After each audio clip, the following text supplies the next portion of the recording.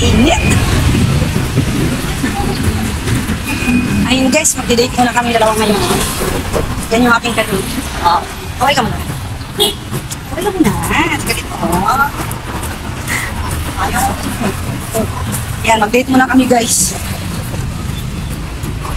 Date kami mag-date kami kasi nagkaanap kami ng kanyang cross-stitch na kakailanganin.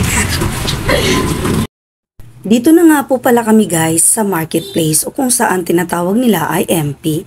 So ayan, hinanap lang po namin yung stall or yung pwesto ni Aling Elaine. Kasi doon lang po daw natin mabibili yung mga cross-stitch na pangangailangan ng ating Junakis. So ayan, nagtatanong-tanong din tayo dyan guys. Pero naturo na po sa amin ng isang sastre na aming kapitbahay. Thank you so much sa aming kapitbahay na nagturo. So ayun, tinuro din tayo dito kung saan. So ayan, natunto naman agad-agad natin yan guys. Kasi napaka-known pala ni Aling Elaine dito. So ayan, pakita ko sa inyo guys ha. Ito yung pwesto ni Aling Elaine. O ayan o, kompleto siya guys. Mapatela man or kung ano-anong kailangan natin. Anyway guys, meron din pala akong information ibigay sa inyo. Para kung sakali lang, yung baba pala ng marketplace or ng MP, pwede din po kayo mamalengke kasi meron na siyang palengke sa likod ng mga pwesto na to or mga stall na to. So ayan, sa mga maghahanap or kung kailangan ng ano-ano dyan, sa marketplace na kayo. So ayun, nakabili na tayo ng project ng ating anak guys.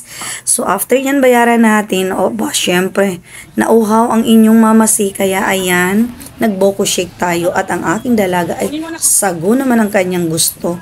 So ayan, kahit may ubo yan, nagsasago pa rin siya guys. Kasi masarap daw ang bawal. So ayun, napasago siya at buko juice ako, ay buko shake pala. So ayun, pupunta na kami ngayon sa taas ng MP or sa Samya. So ayun, nandito kami sa Samya guys. Malaki yung pwesto ng Samya dito sa MP second floor. So ayan, marami na siyang school supply, complete na siya guys. Kaya yun, kahit hindi kailangan ng ating dalaga guys, kahit hindi niya project, ngayon ay may napadampot siya na gustong bibilin. Ayan, pangiti-ngiti pa yan guys. Kasi naghahanap pa yan ng dadamputin dahil nag-aabuso na sa atin pag talagang tayo naglalaboy at kasama siya or namimili ng kanyang project. Agoy, day. Kahit hindi niya project, talagang dinadampot, sasabi niya, sige na ma, please. O diba? Ikaw naman si nanay, ikaw naman si mama. Ayun. Lumalambot ang kanyang, lumalambot ang ating puso pagka ang anak natin ay naglalambing. So, ayan, ang dami-dami niya nakikita dyan, guys. Buti na lang, guys, at pipila na siya sa counter. Ayan, nagbabayad na siya. Thanks, God. At ayun, napunta na tayo sa screen protector. Ayan, magpapalit ako ng screen protector. Ayan, sinundo pala kami ng aming tatay. Anyway, uwi na kami, guys, after dito. Kaya, ayan. Uwi pa lang kami, guys. Nagbili ng project niya, no? Ayan. Sinundo kami. Aming dad.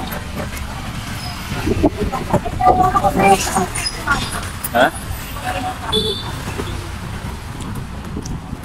Dito na ako guys. Para makita ang kanyang katusuhan.